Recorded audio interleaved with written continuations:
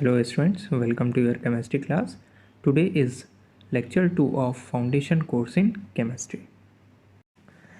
Today we are going to discuss about ions and molecules. So now let's start with our lecture 2. Students, the first question arises, what is an ion? So ions are what charge particles. आयन क्या होते हैं? Charge particles होते हैं. जैसे example Cl minus, Na+, O2 minus, NH4+, OH minus etcetera. These are all what ions because they have charge, either positive or negative. So the net charge of an ion is due to unequal number of electron and protons present in it. So ions के ऊपर charge किस वजह से होता है? क्योंकि उनके पास जो इलेक्ट्रॉन्स और प्रोटॉन्स होते हैं वो अनइक्वल नंबर में होते हैं. एटम्स क्या होते हैं? न्यूट्रल होते हैं, क्योंकि उनके पास जितने प्रोटॉन्स होते हैं उतने ही इलेक्ट्रॉन प्रेजेंट होते हैं, इसलिए वो न्यूट्रल होते हैं. बट आयंस क्या होते हैं? चार्ज होते हैं, क्योंकि उनके पास unequal number of electrons and protons होते हैं. क्लियर? चलिए नेक्स्ट आगे बढ़ते हैं और देखते हैं. आयंस दो टाइप के होते हैं, cation and anion. Students, don't think this cute cat is a cation. Cations are different from this cute cat. Okay, so now let's start and see what is a cation. So cation, it is a positively charged ion having less number of electrons than protons.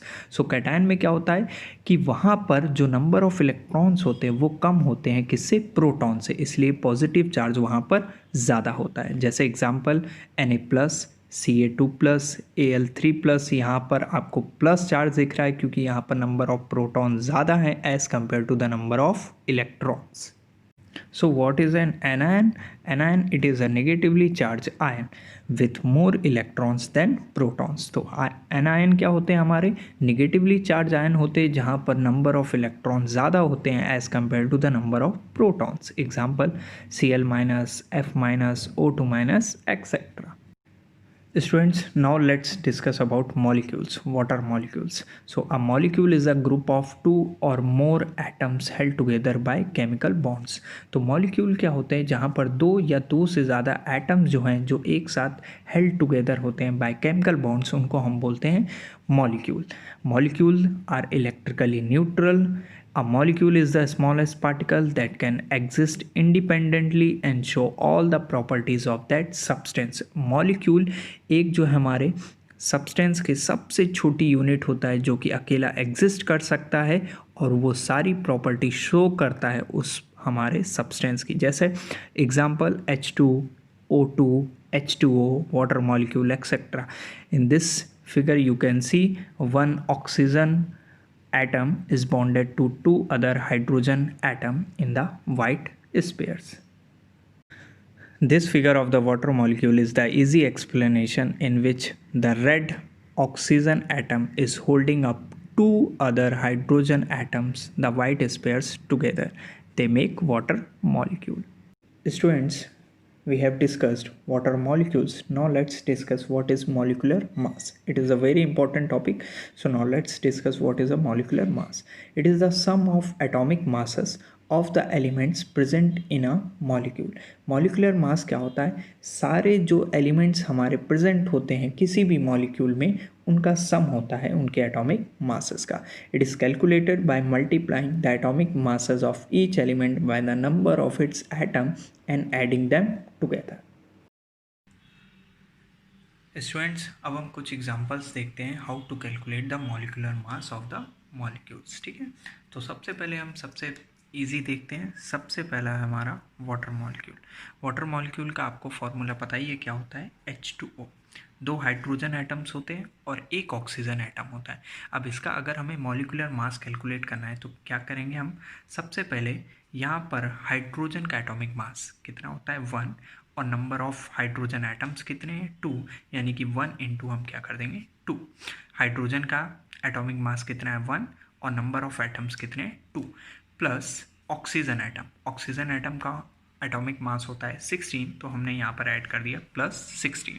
तो ये total कितना हो गया हमारा? Total हो गया 18.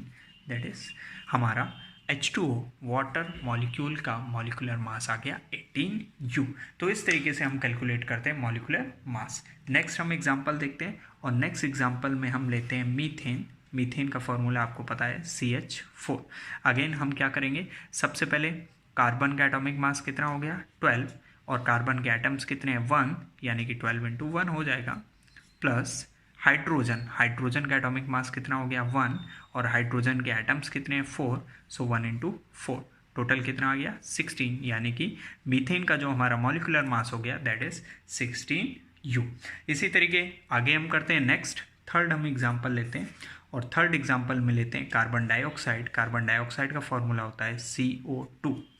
Carbon का अभी हमने देखा एटॉमिक मास कितना होता है 12, और कार्बन के एटम्स कितने हैं 1, तो 12 ही रहेगा। यहाँ पर ऑक्सीजन का एटॉमिक मास कितना होता है, अभी हमने यहाँ पर लिया था वाटर में 16, सो 16, और यहाँ पर एटम्स कितने ऑक्सीजन के 2, सो 16 इंटू 2, तो टोटल कितना हो जाएगा 32 plus 12, so it will be 44U। सो ये हमारा मॉलिक्यूलर मास हो गया किसका, कार्बन डाइऑक्साइड का। नेक्स्ट और एग्जाम्पल लेते हैं। नेक्स्ट हमारा जो एग्जाम्पल है दैट इज ग्लूकोज।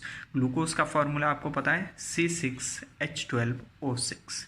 ग्लूकोज का हम कैलकुलेट करते हैं मॉलिक्यूलर मास, और ये थोड़ा सा लेंदी हो जाएगा लेकिन करने में मज़ा आएगा। चलिए देखते हैं। यहाँ पर कार्बन के एटम्स कितने हैं, कार्बन के एटम्स कितने हमारे 6 हैं, और कार्बन का एटॉमिक मास अब आपको पता ही चल गया है 12, सो 12 इंटू 6, और क्या हो जाएगा हाइड्रोजन का आपको पता ही है 1, और एटम्स कितने हैं 12, सो 1 इंटू 12, प्लस क्या हो जाएगा ऑक्सीजन का एटॉमिक मास हमारा 16, और एटम्स कितने हैं 6, सो 16 इंटू 6। चलिए कैलकुलेट करते हैं, ये कितना हो जाएगा 72, और ये कितना हो जाएगा 12, प्लस ये कितना हो जाएगा हमारा 96, तो टोटल हो जाएगा हमारा 180U। तो ये आ गया हमारा ग्लूकोज का मॉलिक्यूलर मास कितना 180U। चलिए लास्ट अब देखते हैं। लास्ट है हमारा सल्फ्यूरिक एसिड। सल्फ्यूरिक एसिड का फॉर्मूला होता है H2SO4।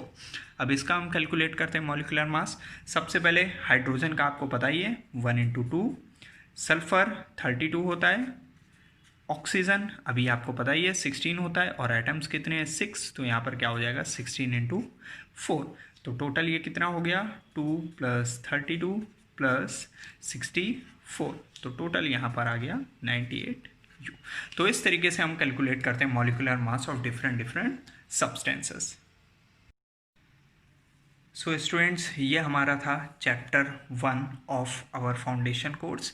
नेक्स्ट चैप्टर हमारा जो होगा फाउंडेशन कोर्स का that will be elements, compound and mixture. तो नेक्स्ट हम लेक्चर में बात करेंगे of chapter 2 elements, compound and mixture. Thank you.